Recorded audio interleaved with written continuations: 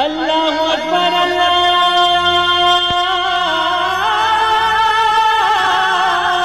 اکبر۔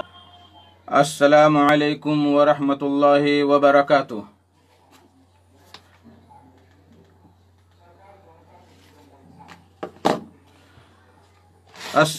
السلام علیکم ورحمۃ اللہ وبرکاتہ۔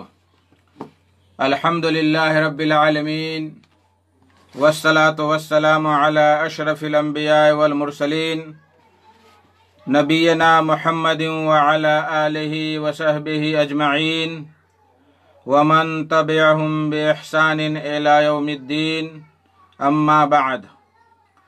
میرے دوستو، بزرگوں، اسلامی بھائیوں اور بہنوں، سامعین و سامعات کرام، فاسألوا اہل الذکر ان کنتم لا تعلمون۔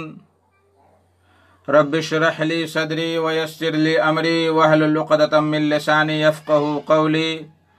سبحانک لا علم لنا الا ما علمتنا انک انت العلیم الحکیم۔ اللہم رب زدنی علما، اللہم ارنا الحق حقا وارزقنا اتباعہ وارنا الباطل باطلا وارزقنا اجتنابہ۔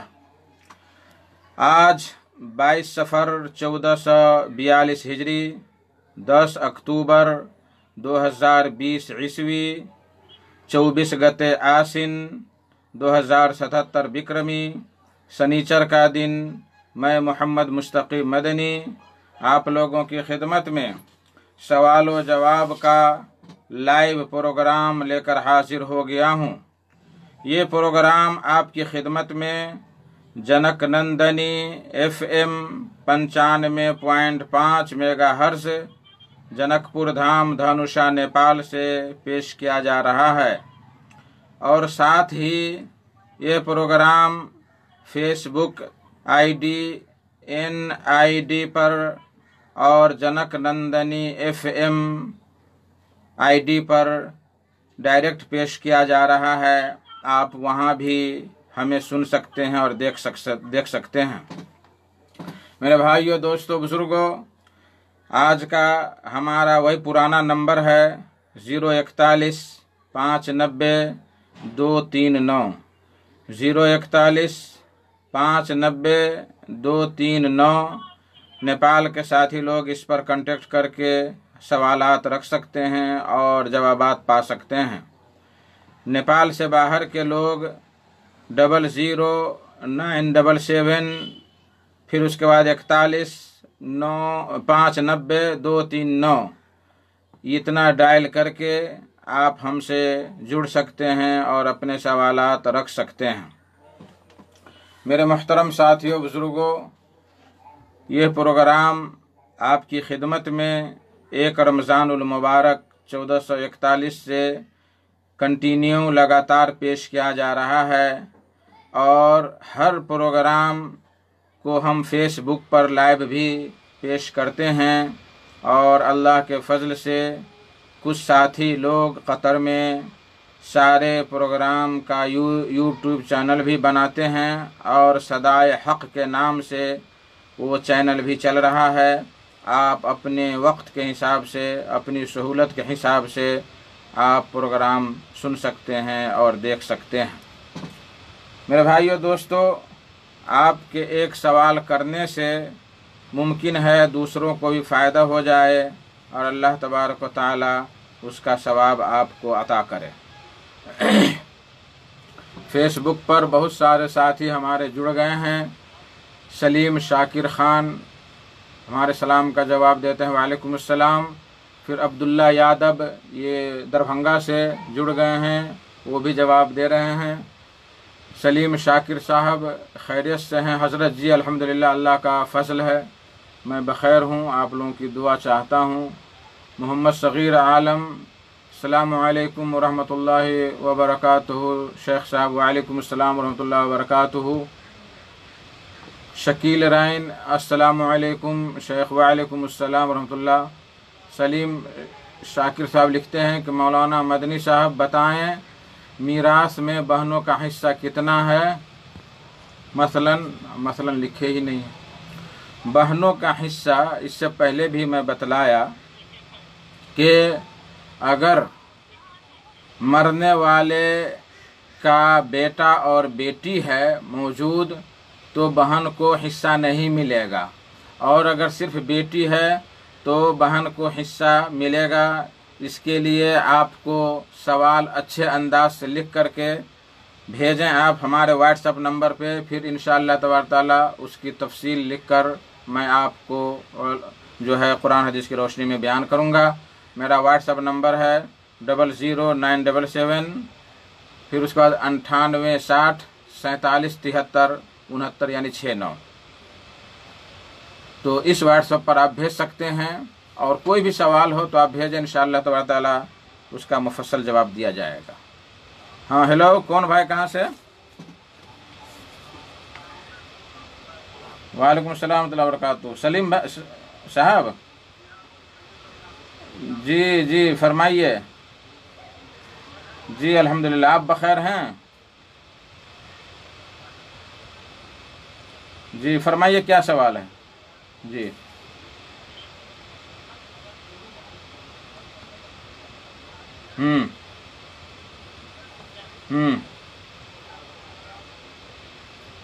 اچھا، ایک جواب، ایک سوال ہوا، اور بھی سوال ہے کچھ؟ وعلیکم السلام۔ یہ تھے رگھناتھ پور دھانوسا سے مولانا سلیم صاحب، وہ زمانہ سے بیمار ہیں۔ سامعین کرام سے گزارش ہے کہ ان کی شفا کے لیے دعا کریں، اللہ تبارک تعالیٰ ان کو شفاء عاجل و کامل عطا فرمائیں۔ ان کا سوال ہے کہ جنت میں جو حوریں ملیں گی، کیا ان کے ساتھ ہم بستری بھی لوگ کریں گے؟ اس کا جواب میں گزشتہ بھی کئی پروگرام میں دیا ہوں۔ اللہ تبارک و تعالیٰ وہاں جو ہر مومن بندہ کو جنت میں حوریں عطا کرے گا تو ان کے ساتھ ہم بستری ہی کرے گا، ان کے ساتھ لذت اندوزی کرے گا، ہم بستری کرے گا۔ اللہ تبارک و تعالیٰ سورہ رحمان میں اس کا پورا تذکرہ کیا، لم یطمثہن انس قبلہم ولا جان۔ ایسی حوریں ملیں گی کہ ان کے ساتھ کبھی کسی انسان نے یا جنات نے جمع نہیں کیا ہوگا، ہم بستری نہیں کیا ہوگا۔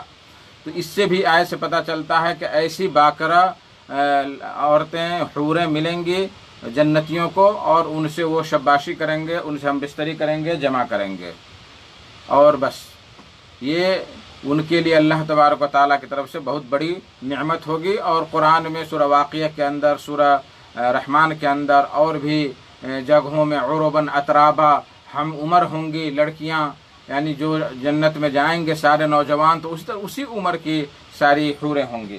تو انشاءاللہ تبارک و تعالیٰ جنت میں حوروں سے ہم بستری لوگ کریں گے، اس میں کوئی شک اور کوئی شبہ کی کوئی بات نہیں ہے، کوئی پریشانی کی بات نہیں ہے اس میں، الحمدللہ۔ امید کہ مولانا کو سوال کا جواب مل گیا ہوگا۔ فیس بک پر ایک سوال ہے، محمد صغیر عالم۔ میرا سوال ہے کہ مرنے کے بعد کیا ہوگا؟ مرنے کے بعد کیا ہوگا؟ سوال کا دوسرا حصہ ہے، ہم آئے کہاں سے ہیں اور کرنا کیا ہے اور ہمیں جانا کہاں ہے؟ ماشاءاللہ، پوری آگے پیچھے ساری باتیں ہی جاننا چاہتے ہیں صغیر عالم صاحب۔ اچھا، کئی شق ہیں ان کے سوال کے۔ میرا سوال ہے کہ مرنے کے بعد کیا ہوگا؟ مرنے کے بعد انسان قبر میں جاتا ہے، اور نبی کریم صلی اللہ علیہ وسلم کی حدیث ہے کہ من مات فقد قامت قیامتہ، کہ جو مر گیا اس کی قیامت وہیں سے شروع ہو گئی۔ اب اس میں سوال جواب ہوں گے، منکر نکیر فرشتے آئیں گے، 3 سوال کریں گے کہ من رب کا، تیرا رب کون ہے، ما دینوں کا، تیرا دین کیا ہے، وماذا تقول فی ھذا الرجل، اور اس آدمی کے بارے میں تم کیا کہتے تھے نبی کریم صلی اللہ علیہ وسلم کے بارے میں۔ تو جو مومن ہوگا وہ پھٹافٹ جواب دے گا، اگرچہ اس کو عربی آتی ہو نہ آتی ہو، اور جو بدبخت ہوگا، جو ہے مومن نہیں ہوگا، وہ کہے گا ہاں لا ادری، میں نہیں جانتا ہوں، ہائے میں نہیں جانتا ہوں۔ پھر وہیں سے ان کا عذاب شروع ہوگا، جو ہے بدبختوں اور جو ہے کافروں کا، اور مسلمانوں کا ثواب اور اجر وہیں سے شروع ہو جائے گا۔ یہ قبر کی بات ہو گئی۔ اس کے بعد جب پھر قیامت قائم ہوگی تو پھر سارے مومن حساب و کتاب کے بعد اللہ کے فضل و کرم سے جنت میں جائیں گے، اور جو کافر مشرک ہوں گے وہ جہنم میں جائیں گے۔ یہ کہاں جانا ہے یہ جواب ہو گیا۔ پھر لکھے ہیں کہ دوسرا حصہ ہے سوال کا کہ ہم آئے کہاں سے ہیں، ہم آئے کہاں سے ہیں۔ دیکھیے اللہ تبارک و تعالیٰ نے کتنے انسان کو بنانا ہے، وہ ازل میں شروع دن میں ہی حضرت آدم علیہ السلام کی پیٹھ پر ہاتھ پھیرا تو ساری ذریات چھوٹے چھوٹے چوٹیوں کی شکل میں نیچے گر گئی ہیں، ساری ذریات۔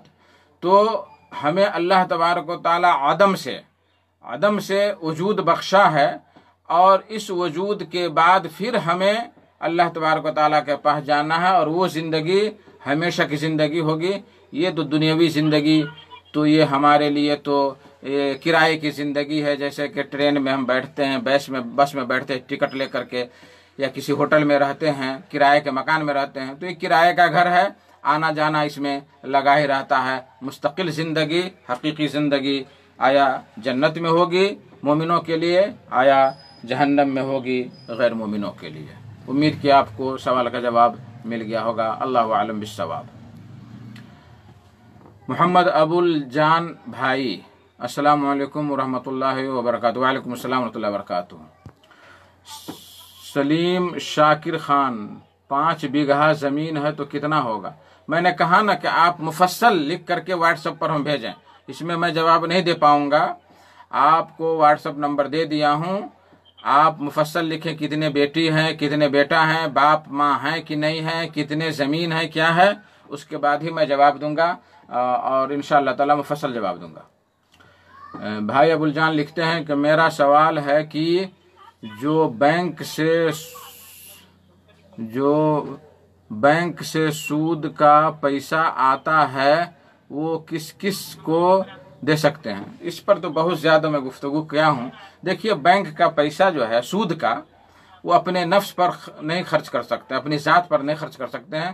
10 کے کام میں یا غریبوں کو دے دیں، فقیروں کو دے دیں، ہاں، یا کسی جو ہے غریب بچوں کو دے دیں کہ پڑھے، وہ اس سے اپنی تعلیم حاصل کرے، لیکن وہ آپ صدقہ کی نیت سے نہیں بلکہ اس مصیبت سے خلاصی کی نیت سے، اس لیے کہ وہ آپ کا مال نہیں ہے، اس میں آپ کو کوئی ثواب نہیں ملے گا، اور آپ اگر اس کو کھائیں گے تو بہت بڑا گناہ ہے، اور آپ 10 کے کام میں اور یا غریبوں میں اس کو تقسیم کر دیں۔ اللہ عالم بالصواب۔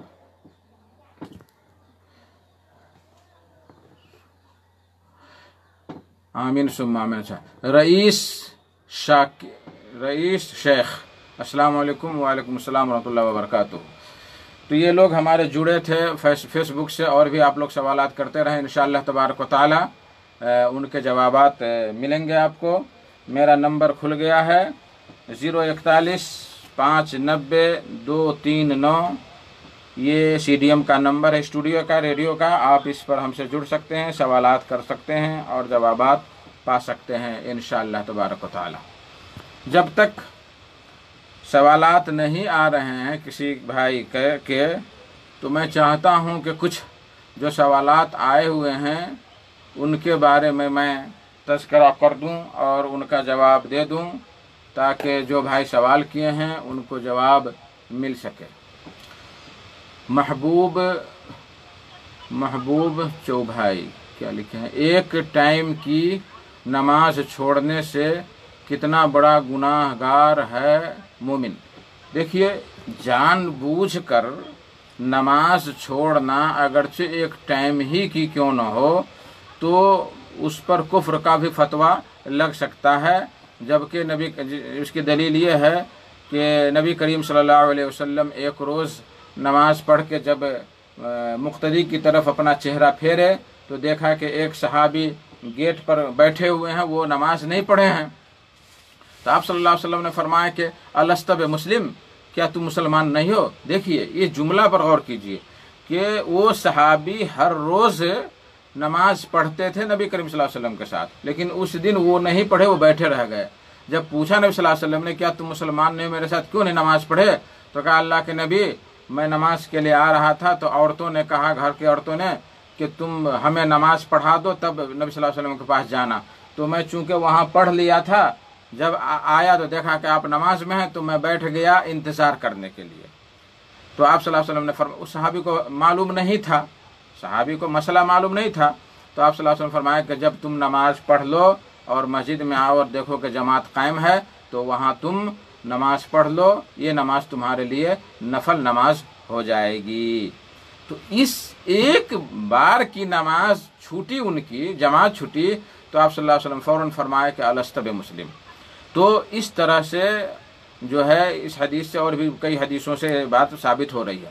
اب بہت سارے لوگ جو ہیں طرح طرح کی حدیثیں گڑھ کر کے فیس بک پر ڈالتے ہیں، واٹس ایپ پر ڈالتے ہیں کہ ایک وقت کی نماز اگر کوئی بندہ نہیں پڑھا تو اس کو اتنے کروڑ گناہ ہوگا، یہ ہوگا، اتنے ہزار سال جہنم میں جلے گا، فلاں ہوگا، ٹھیکا ہوگا۔ اس کی کوئی حقیقت نہیں ہے، اس سب کی کوئی حقیقت نہیں ہے۔ وہ فیس بکی اور فیک بکی بات ہے، فیس بکی اور فیک بکی بات ہے۔ فیس بک کی باتوں پر جو ہے عمل نہیں کیا جا سکتا جب تک کہ اس کی کوئی دلیل نہ ہو۔ لکھتے ہیں کہ رئیس شیخ دیئر از اے کوشچن، کیا کوشچن ہے کیجیے، الحمدللہ جواب ملے گا۔ عبداللہ یادب شیخ، کچھ آدمی رکوع سے اٹھتے وقت سینے پر ہاتھ باندھ لیتے ہیں، یہ کیسا ہے؟ دیکھیے، آپ کو اختیار ہے کہ آپ اٹھتے وقت سینے پر ہاتھ باندھ لیں یا چھوڑیں، کوئی مشکل کی بات نہیں ہے، دونوں طریقے جائز ہیں اور اس میں کوئی تشدد نہیں ہے، اور یہ عام سی باتیں ہیں۔ بہت سارے لوگ اس میں تشدد برتتے ہیں کہ واجب ہے۔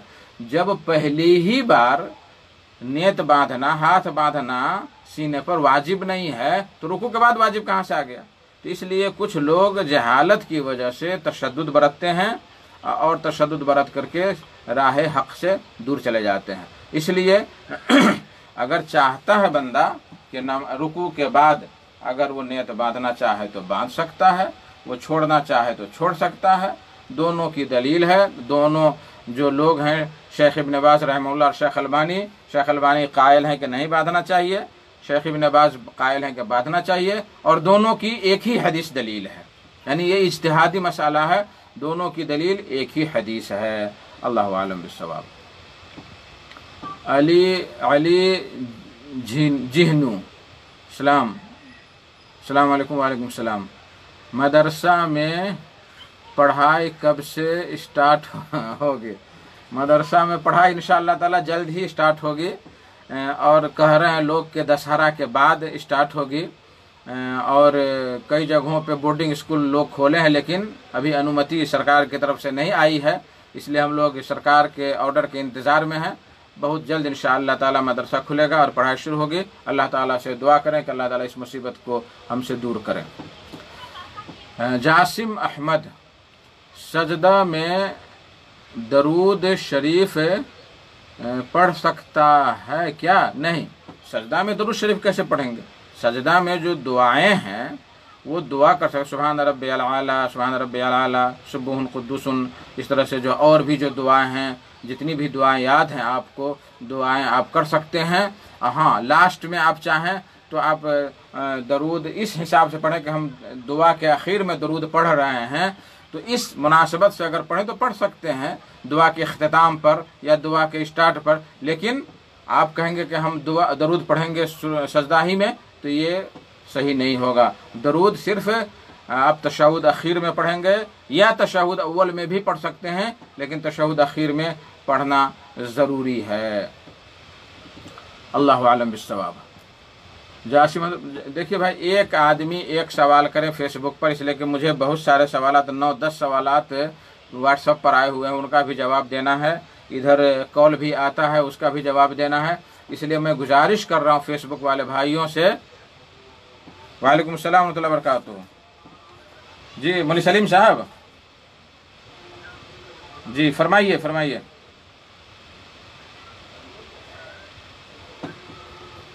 صلی اللہ علیہ وسلم۔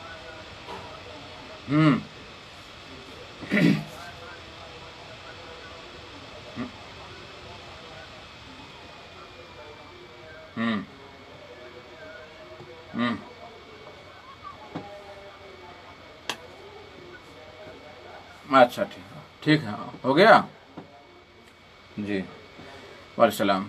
یہ مولی سلیم صاحب دوبارہ آئے تھے رگھوناتھ پور سے، ان کا سوال ہے کہ حدیث میں آئے کہ من قال لا الہ الا اللہ دخل الجنہ، کہ جس نے لا الہ الا اللہ کہا وہ جنت میں داخل ہوگا، تو کیا یہ حدیث عام ہے ہر شخص کے لیے؟ شرک بدعت کرنے والے یا یہودی کے لیے، عیسائی کے لیے، اس لیے کہ یہودی بھی کہتے ہیں لا الہ الا اللہ، عیسائی بھی کہتے ہیں لا الہ الا اللہ، اور بھی جو لوگ شرک و بدعات میں مبتلا ہیں وہ لوگ بھی کہتے ہیں لا الہ الا اللہ۔ کیا یہ حدیث عام ہے؟ تو دیکھیے یہ حدیث عام ہے، لیکن اس کی تخصیص دوسری حدیث نے کیا ہے، اس کی تخصیص دوسری حدیث نے کیا ہے، اور اس میں یہ ہے کہ وَلَمْ يُشْرِكْ بِي شَيْئًا، اللہ تبارک و تعالیٰ فرماتا ہے، حدیث قدسی ہے کہ بندہ میرے پاس بہت گناہ لے کر کے آئے گا، بہت جو ہے سمندر کے جھاگ کی طرح گناہ لے کر کے آئے گا، اور شرط یہ ہے کہ اگر وہ شرک نہیں کیا ہے تو میں اس سے ڈبل جھاگ لے کر کے، مغفرت لے کر کے میں اس کے پاس دوڑتے ہوئے آؤں گا اور اس کو میں معاف کروں گا۔ تو بخشش کے لیے شرط ہے کہ وہ بندہ شرک نہ کیا ہو۔ انہ من یشرک باللہ، کہ حدیث میں قرآن میں آیا ہے کہ جس نے شرک کیا اللہ تبارک و تعالیٰ اس کو کبھی معاف نہیں کر سکتا ہے۔ ان اللہ لا یغفر ان یشرک بہ ویغفر ما دون ذلک لمن یشاء، کہ جس نے شرک کیا اس کو اللہ تعالیٰ کبھی معاف نہیں کرے گا، اس کے علاوہ سب معاف کرے گا۔ ہاں البتہ شرک کرنے والا مرنے سے پہلے اگر اپنے شرک و بدعات سے توبہ کر لیا ہے تو پھر اللہ تبارک تعالیٰ کی مشیت پر ہے، اللہ تبارک تعالیٰ اس کو معاف کر سکتا ہے۔ اسی طریقے سے یہود اگر کہتے ہیں لا الہ الا اللہ تو ایک حصہ کا تو اقرار کرتے ہیں، لیکن دوسرا حصہ جو ہے محمد رسول اللہ، جب تک نبی کریم صلی اللہ علیہ وسلم کے آنے کے بعد جب تک دوسرے مذاہب والے، دوسرے دھرم والے نبی صلی اللہ علیہ وسلم کو نبی آخری نہیں مانیں گے، آخری نبی نہیں مانیں گے، اس وقت تک وہ جنت کے حقدار نہیں ہوں گے، وہ مومن نہیں ہوں گے۔ تو اس حدیث کے عموم کو دوسرے حدیث کے خصوص کے ساتھ دیکھا جائے گا، اور دیکھنے کے بعد ہی تبھی اس کا فیصلہ کیا جائے گا۔ اللہ اعلم بالصواب۔ میرے بھائیو دوستو، درود شریف پڑھنے سے کیا بینیفٹ ہے؟ درود شریف پڑھنے سے کیا فائدہ ہے؟ بہت سارے فائدے ہیں۔ نبی کریم صلی اللہ علیہ وسلم نے، وعلیکم السلام ورحمۃ اللہ، کون بھائی کہاں سے؟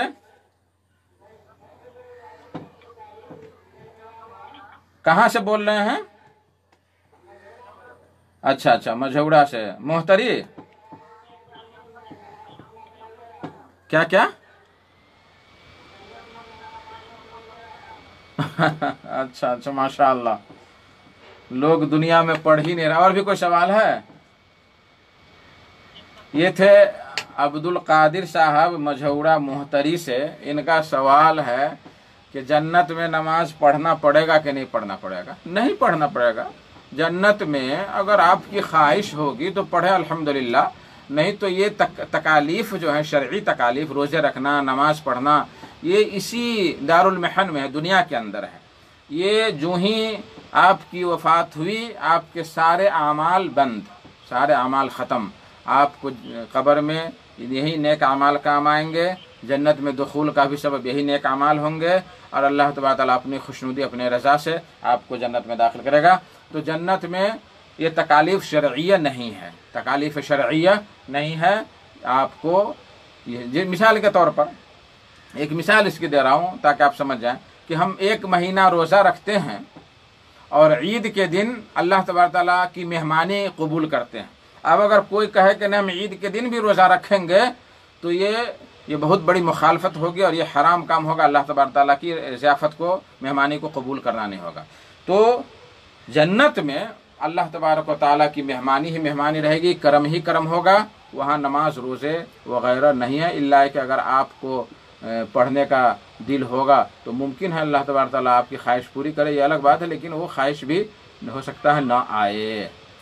تو میں فیس بک والے کہہ رہے تھے کہ کہا کہ درود پڑھنے کی کیا فضیلت ہے، کیا فائدے ہیں؟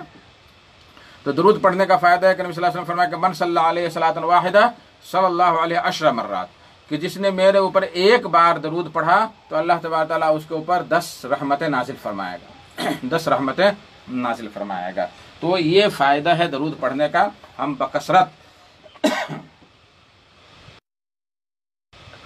بکثرت نبی صلی اللہ علیہ وسلم پر درود پڑھیں، اس سے ہمیں ہی فائدہ ملے گا، اس سے ہمیں ہی فائدہ ملے گا۔ ایک صحابی نے پوچھا نبی صلی اللہ علیہ وسلم سے کہ میں اتنی بار درود پڑھتا ہوں، تو آپ نے فرمایا کہ اس سے بھی زیادہ کرو۔ پھر کہا کہ میں اتنا پڑھوں، تو کہا زد علیہ، اس سے بھی زیادہ کرو، اتنا پڑھوں تو زد علیہ، یعنی جتنا آپ پڑھیں گے اتنا آپ کو ثواب ملے گا، لیکن بناوٹی درود نہیں، بلکہ درود ابراہیمی پڑھیں گے۔ ہم درود ابراہیمی پڑھیں گے جو نماز میں پڑھتے ہیں، made in India, made in Pakistan نہیں۔ رئیس شیخ کہتے ہیں کہ کرونا وائرس کی بیماری کے بارے میں کیا سچ میں قرآن میں ہے؟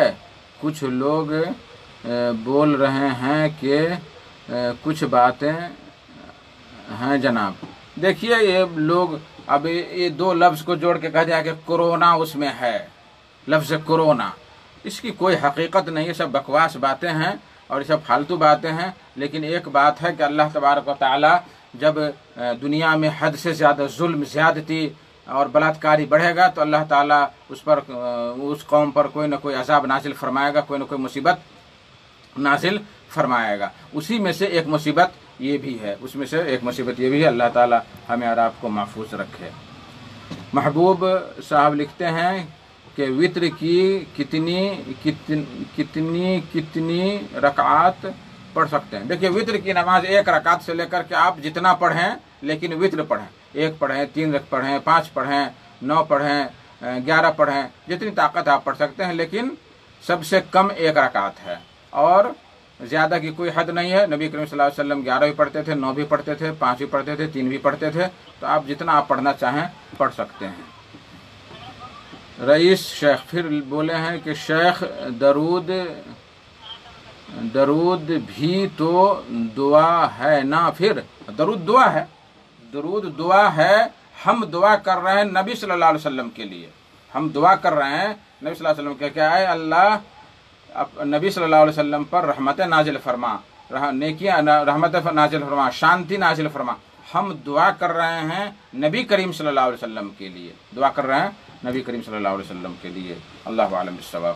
دیکھیے وقت بہت کم رہ گیا میرے پاس اور ابھی بہت سارے سوالات کے جوابات دینے باقی ہیں، میں ایک ایک کر کے جواب دے رہا ہوں۔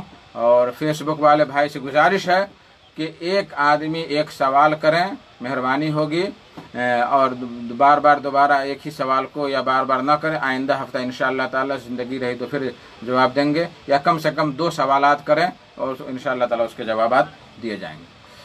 پہلا سوال آیا ہے کہ دوران وضو اگر پانی ختم ہو جائے تو پانی ملنے کے بعد وہیں سے شروع کروں یا پھر شروع سے کروں، اور بیچ کا وقفہ کتنا ہونا چاہیے؟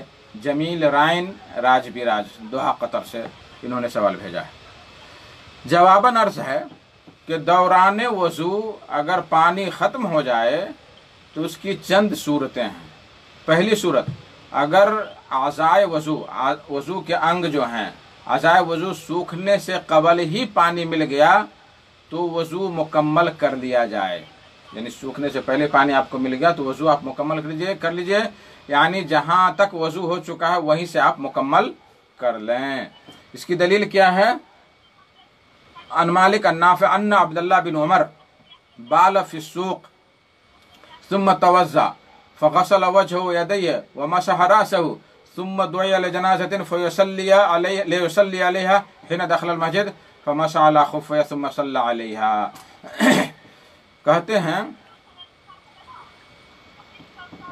کہ حضرت عبداللہ بن عمر صلی اللہ تعالیٰ عنہ استنجا کیے بازار میں، پھر وضو کیا، اپنا چہرہ دھلا، دونوں ہاتھ دھلا، سر کا مسح کیا، اور اسی بیچ میں ایک جنازہ آ گیا مسجد میں، تو وہ مسجد میں داخل ہوئے اور مسجد میں داخل ہونے کے بعد اپنے موزہ پر مسح کیا، ہاتھ جو بھیگا ہوا تھا اس سے جو ہے مسح کیا، ثم صلی علیہ، پھر اس پر جنازہ پر آپ نے نماز پڑھی۔ یہ حدیث کہاں ہے؟ موطا امام مالک نے حدیث نمبر 43، مسند شافعی میں حدیث نمبر جلد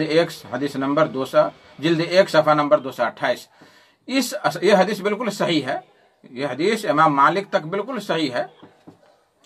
اس حدیث سے معلوم ہوا کہ اگر زیادہ دیر نہیں گزری ہے تو وضو مکمل کر لی جائے، جیسا کہ عبداللہ بن عمر صلی اللہ تعالیٰ عنہ वजू करके उधर से आए और मस्जिद में दाखिल हुए, तब मसह किया। तो ज्यादा देर नहीं हुई थी, चंद वक्फा हुआ था, 1 मिनट या 1.5 मिनट का। दूसरी सूरत है, अगर आज़ाए वजू के सूखने के बाद पानी दस्तयाब हुआ और ज्यादा वक्त गुजर गया तो क्या करेंगे? तो नए सिरे से वजू करना पड़ेगा, क्योंकि वजू को पै दर पै करना जरूरी है। यानी वजू में अरबी में कहते हैं मुवालात, मुवालात आप कर सकते हैं, पै दर पै आप कर सकते हैं। ऐसा ना कि ये सूख गया फिर ये 15 मिनट के बाद कर रहे हैं वजू, तो कोई नहीं कहेगा कि आप वजू कर रहे हैं। इसलिए अगर आज़ा सूख जाए तो हमें फिर से नए सिरे से वजू करना पड़ेगा। जमील अहमद साहब फेसबुक पर कह रहे हैं कि व्हाट्सअप नंबर कितना है? व्हाट्सअप नंबर फिर मैं बोल रहा हूँ 00977, इतना कोड हो गया नेपाल का। फिर इधर से 98 60 47 73 69 69, लास्ट में 69। महबूब साहब लिखते हैं कि एक हदीस में आता है कि नबी सल्लल्लाहु अलैहि वसल्लम ने फरमाया कि जो इंसान नमाज नहीं पढ़ता वो हम में से नहीं। ऐसी बहुत हदीस है, तो जो मुस्लिम नमाज नहीं पढ़ता उनके बारे में बताइए। देखिए, अभी तो मैं बताया इसके बारे में कि नबी करीम सल्लल्लाहु अलैहि वसल्लम की कई हदीसें हैं कि मन तरक सलात मुतअम्मदन फ़क़द कफ़र, जिसने जानबूझकर नमाज पढ़ी उसने कुफ्र किया। कहा एक और हदीस में है कि बैनर रजुल व बैनल इस्लाम तर्कुस सलाह, कि आदमी के दरमियान और इस्लाम के दरमियान क्या है? नमाज है, अस्सला नमाज है। बैनर रजुल व बैनल इस्लाम अस्सला फमन तरकहा फ़क़द कफ़र, कि आदमी के दरमियान और इस्लाम के दरमियान नमाज ही एक निशानी है, जिसने उसको तर्क किया तो उसने कुफ्र किया। इस तरह से है, और भी बहुत सारी हदीसें हैं, और इसमें उलमा कराम का इख्तलाफ है कि जानबूझकर नमाज छोड़ने वाला काफिर है कि नहीं है। हनाबला के नज़दीक मुतलकन काफिर है, और दूसरों के नज़दीक जो है काफिर नहीं है, फासिक है, वगैरह वगैरह। बहरहाल ये बहुत खतरनाक मसाला है कि एक मुसलमान जानबूझ करके नमाज छोड़े। ये बहुत ही खतरनाक मामला है, दुनिया में भी और आखिरत में भी। अल्लाह आलम बिस्सवाब। दूसरा सवाल जो व्हाट्सएप से आया हुआ है कि बच्चा पैदा होने के कितने दिन बाद शौहर के काबिल होगी औरत? सिराज जोल्हा कपिल वस्तु नेपाल, ये भी दोहा कतर से हैं। जवाबन अर्ज है कि विलादत यानी बच्चा पैदा होने के बाद जो खून जारी रहता है उसको निफास कहते हैं, जिसकी कम से कम मुद्दत की कोई तायीन नहीं है, और अक्सर उलमाए किराम के नज़दीक उसकी अक्सर मुद्दत 40 दिन है, उसकी अक्सर मुद्दत 40 दिन है। लेकिन निफास की मुद्दत बाज़ औरतों में 30 दिन और बाज़ में 40 दिन, किसी में 25 दिन, किसी में 35 दिन। यह इख्तलाफ मुद्दत औरतों के फितरी उमूर पर दलालत करता है। तो विलादत के बाद जब भी औरत पाक हो जाए और खून के बदले सफ़ेद मादा निकलने लगे, जैसे नफास से पहले निकलता था, तो वो औरत गुस्ल करेगी और नमाज रोज़ा उस पर वाजिब हो जाएगा और वो शौहर के काबिल हो जाएगी। चंद दलाइल आप समाअत फरमाएं। अनस रज़ियल्लाहु तआला अन्हु कहते हैं कि नबी सल्लल्लाहु अलैहि वसल्लम ने फरमाया कि वक़्तुन निफास 40 यौमन इल्ला अन तुरत्तुहर क़ब्ल ज़ालिक, कि निफास का वक्त 40 दिन है, इल्ला ये कि उससे पहले पाकी देख ले, इल्ला कि उसके पहले पाकी देख ले। इसको इमाम दारुक़ुतनी ने रवायत किया, हदीस नंबर 852, लेकिन ये हदीस ज़ईफ़ है। लेकिन इसके अलावा भी हदीसें, सही हदीसें आपको मैं बयान कर रहा हूँ। उम्मे सलमा रज़ियल्लाहु तआला अन्हा बयान करती हैं कि कानतिन नोफसा तजलिसु अला अहद रसूलुल्लाह सल्लल्लाहु अलैहि वसल्लम 40 यौमन, के नोफसा यानी विलादत के बाद, बच्चा पैदा होने के बाद औरतें नबी करीम सल्लल्लाहु अलैहि वसल्लम के ज़माने में 40 दिन बैठी रहती थी, नमाज रोज़ा छोड़ करके वो बैठी रहती थी। यह हदीस तिरमिज़ी शरीफ में है, हदीस नंबर 139। शेख अलबानी ने इसको हसन सही करार दिया है।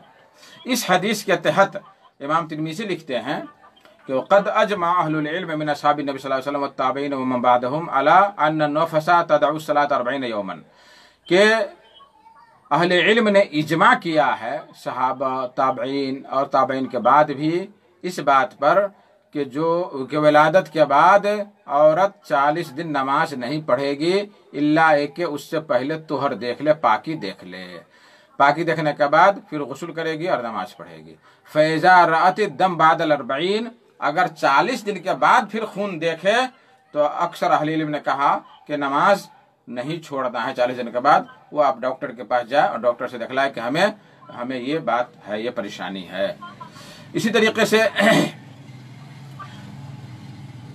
طریقے سے حیض کا جو مسئلہ ہے وہی نفاس کا بھی مسئلہ ہے۔ شیخ البانی رحمۃ اللہ علیہ فرماتے ہیں کہ وقد وقع الاجماع من العلماء على ان النفاس كالحيض في جميع ما يحرم ويحل ويكره ويندب، الثمر المستطاب في فقه السنة والکتاب، جلد 1 صفحہ 24، کہتے ہیں کہ نفاس اور حیض کا ایک ہی حکم ہے، حلال کرنے میں، حرام کرنے میں، مکروہ ہونے میں، مندوب ہونے میں۔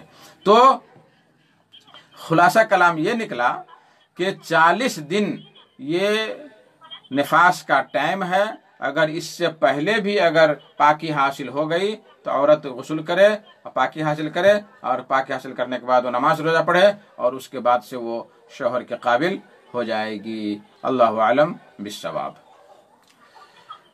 محبوب صاحب پھر لکھتے ہیں کہ جزاک اللہ خیرن شیخ صاحب، اللہ پاک آپ کے علم میں اور زیادہ برکت دے، آمین آمین یا رب العالمین۔ آپ لوگ بھی جہاں بھی ہیں، آپ لوگوں کو بھی اللہ صحیح سلامت رکھے، خوش رکھے، خوش و خرم رکھے۔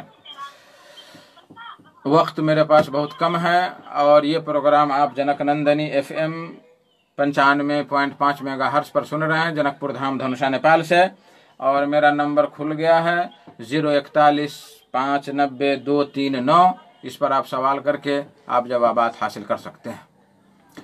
تیسرا سوال جو واٹس ایپ سے آیا ہوا ہے، جمعہ کی 1 رکعت قضا کی صورت میں 4 رکعت پڑھیں گے یا پھر 2؟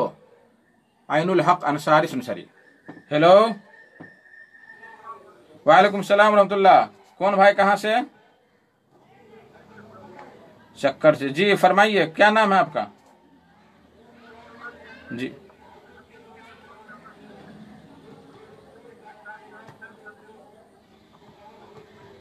اچھا، کیا نام ہے بھائی؟ محمد ادریس، ٹھیک ہے ٹھیک ہے۔ اور بھی کوئی سوال؟ جی شکریہ، جزاک اللہ خیرہ۔ یہ چکر سے تھے محمد ادریس صاحب، ان کا کہنا ہے کہ تہجد کی نماز کی رکعت کتنی ہے، اور اگر کوئی 2 یا 4 پڑھے تو کیا اسے ثواب ملے گا کہ نہیں ملے گا؟ دیکھیے، نبی کریم صلی اللہ علیہ وسلم 8 رکعت تہجد کی نماز پڑھتے تھے، اور یہی رکعات ہیں جو سنت ہے۔ اگر آپ کو طاقت ہے کہ ہم 2 ہی رکعت نماز پڑھ کے سو جائیں تو آپ کو 2 رکعت نماز کا ثواب ملے گا، اور قیام اللیل کا ثواب ملے گا کہ آپ نے جو ہے تہجد کی نماز 2 رکعت پڑھی۔ 4 رکعت کی طاقت ہے 4 رکعت پڑھے، 6 کی طاقت 6 رکعت پڑھے، لیکن اکمل سب سے بہتر ہے نبی کریم صلی اللہ علیہ وسلم کی سنت کہ 8 رکعت ہم پڑھیں، آہستہ آہستہ پڑھیں، ٹھہر کے پڑھیں، جلد بازی نہ کریں، جو قرآن یاد ہے اس قرآن کو ہم پڑھیں، اور یہ بہت بڑی فضیلت کی بات ہے۔ آج ہم لوگ، افسوس کی بات یہ ہے کہ تہجد کی نماز کو، قیام اللیل کو چھوڑ بیٹھے ہیں، لیکن جو لوگ کام کرنے والے بیچارے ہیں، محنتی ہیں، ان کے لیے ایک بہت بڑی خوشخبری ہے یہ کہ نبی کریم صلی اللہ علیہ وسلم نے فرمایا کہ جو عشاء کی نماز جماعت کے ساتھ پڑھے گا اسے آدھی رات قیام کا ثواب ملے گا، اور جو فجر کی نماز جماعت کے ساتھ پڑھے گا اسے پوری رات قیام کا ثواب ملے گا۔ تو یہ ہمارے رب کی بخشش ہے، ہمارے رب کی عطا ہے، اس کو جتنا ہمیں لوٹنا ہے لوٹیں۔ آج دیکھتے ہیں لوگ فجر کی نماز چھوڑ کر کے غفلت میں سوئے رہتے ہیں، اور اتنی بڑی فضیلت کو بھول جاتے ہیں اور چھوڑ دیتے ہیں۔ تو میرے بھائیو دوستو، یہ تھے چکر سے محمد ادریس صاحب، پہلی بار سوال کیا انہوں نے۔ اچھا، تو میں یہ کہہ رہا تھا کہ جمعہ کی اگر 1 رکعت قضا ہو جائے تو کیا 4 رکعت پڑھنا پڑے گا یا 2 ہی پڑھنے سے ہو جائے گا؟ عین الحق انصاری سنسری۔ جواباً عرض ہے کہ یہ بات یاد رکھیں کہ جمعہ کی دوسری رکعت چھوٹ گئی، یعنی ایک رکعت تو چھوٹی ہی، دوسری رکعت چھوٹ گئی، آپ کو رکوع بھی نہیں ملا، آپ کی دوسری رکعت فوت ہو گئی، تو آپ کی جمعہ کی نماز فوت ہو گئی۔ آپ جماعت میں شامل ہو جائیں اور امام کے ساتھ سلام پھیریں، سلام کے بعد 4 رکعت ظہر کی نماز ادا کریں، جمعہ آپ کی ختم۔ سمجھے؟ پھر میں دہراتا ہوں کہ اگر جمعہ کی نماز کی دوسری رکعت کا رکوع بھی آپ کا ختم ہو گیا، یعنی سجدہ میں آپ ملے، تو آپ کی جمعہ کی نماز ختم ہو گئی۔ آپ جماعت میں شامل ہو جائیں، امام کے سلام پھیرنے کے بعد آپ 4 رکعت ظہر کی نماز ادا کریں گے، اس لیے کہ جمعہ کی قضا ہی نہیں ہوتی ہے۔ اور اگر دوسری رکعت آپ کو ملی ہے، جیسا کہ سائل نے کہا ہے، اگر دوسری رکعت آپ کو مل گئی ہے تو آپ نے پورا جمعہ پا لیا، فقط آپ 1 رکعت پوری کر لیں اور آپ کی جمعہ کی نماز، جمعہ کا ثواب آپ کو مل جائے گا۔ اس کی دلیل کیا ہے بھائی؟ اس کی بہت ساری دلیلیں ہیں، چند دلیلیں آپ بھی سماعت فرمائیں۔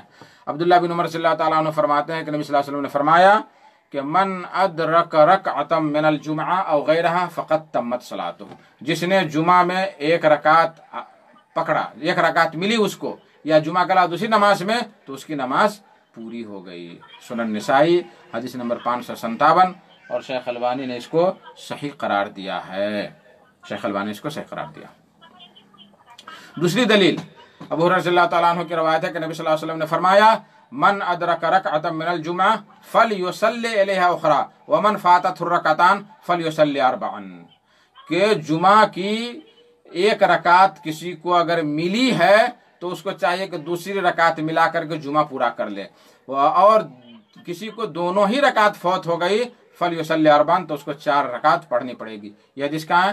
دارقطنی میں ہے، حدیث نمبر 1601، ابن ماجہ میں ہے 1121۔ شیخ البانی نے ارواء الغلیل میں اس کو صحیح قرار دیا ہے، ارواء الغلیل میں حدیث نمبر ہے 622۔ تیسری دلیل ابو ہریرہ رضی اللہ تعالیٰ عنہ فرماتے ہیں کہ نبی کریم صلی اللہ علیہ وسلم نے فرمایا من ادرک رکعۃ من الصلاۃ فقد ادرک الصلاۃ، کہ جس نے نماز کی 1 رکعت پالی اس کو پوری نماز کا ثواب ملے گا۔ یہ بخاری اور مسلم کی روایت ہے، بخاری میں حدیث نمبر 580 اور مسلم میں حدیث نمبر 607۔ یہ حدیث، اس حدیث کے بارے میں، ابو ہریرہ کی حدیث کے بارے میں کہا گیا ہے کہ یہ حدیث عام ہے جو جمعہ اور غیر جمعہ دونوں پر دلالت کرتی ہے۔ امام ترمذی رحمہ اللہ نے فرمایا کہ والعمل علی ھذا عند اکثر اہل العلم من اصحاب النبی صلی اللہ علیہ وسلم وغیرہم، کہ اسی پر صحابہ نبی کریم صلی اللہ علیہ وسلم کے اصحاب میں سے اکثر اہل علم کا اسی پر عمل ہے۔ وہ لوگ کہتے ہیں کہ من ادرک رکعۃ من الجمعہ صلی علیہ اخری، کہ جس کو جمعہ کی 1 رکعت ملی وہ دوسری رکعت پورا کر کے وہ جو ہے جمعہ ادا کر لے۔ ومن ادرکہم جلوسا صلی 4، اور جس نے امام کو جو ہے سجدہ میں پایا یا بیٹھے ہوئے پایا تو وہ 4 رکعت نماز پڑھے گا، کس کی؟ ظہر کی نماز پڑھے گا۔ یہ بات سنن ترمذی اور یہ حدیث نمبر 524 کے تحت بیان کیا ہے۔ سائل کو اپنے سوال کا جواب مل گیا ہوگا، اللہ اعلم بالصواب۔